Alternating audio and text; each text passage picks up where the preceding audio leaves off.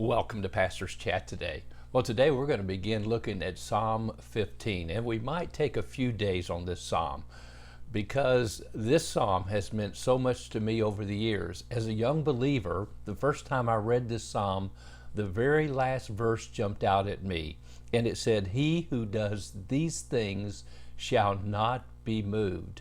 I wanted a steadfast, continuous, faithful Christian experience with God. I wanted to be one that stayed faithful to His Word, and I was so afraid as a young believer that I would fall by the wayside, that I would be dragged back into sin, dragged back into the world and the things of the world, after I knew God had marvelously saved me and transformed my heart and put a desire in my heart to live and serve Him, live for Him and serve Him. And so when I read this chapter, only 5 verses and so powerfully packed with talking about how we should live the Christian life, it said, "He that does these things shall never be moved." Well, I wanted to get these things into my mind and my heart and do them the way God prescribed them so that I would not be shaken. So we'll be looking several days at this psalm. It begins in verse 1, "Lord, who may abide in your tabernacle? Who may dwell in your holy hill? He who walks uprightly and works righteousness and speaks truth in his heart. He who does not backbite with his tongue, nor does evil to his neighbor, nor does he take up a reproach against his friend, in whose eyes a vile person is despised, but he honors those who fear the Lord. He who swears to his own hurt and does not change. He who does not put out his money at usury, nor does he take a bribe against the innocent.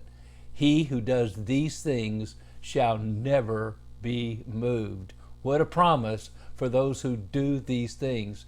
Now, we believe that this psalm was probably written by David. Well, we know it was written by David, but he wrote it after the tabernacle for the second time was brought back to Jerusalem. And we know the story of how the Philistines had captured the tabernacle, or the Ark of the Covenant, that is, under Samuel, under Eli really, and it stayed over in the Philistines until David attempted to bring it back. And then as he got ready to bring it back, a couple guys got killed, and then later on he brought it back to Jerusalem. So the tabernacle and the Ark of the Covenant is being set up there in Jerusalem, the holy city, the holy hill, the Mount Zion, the city of David. And David is asking the question, "Lord, who may abide in your tabernacle? Who may dwell in your holy hill?"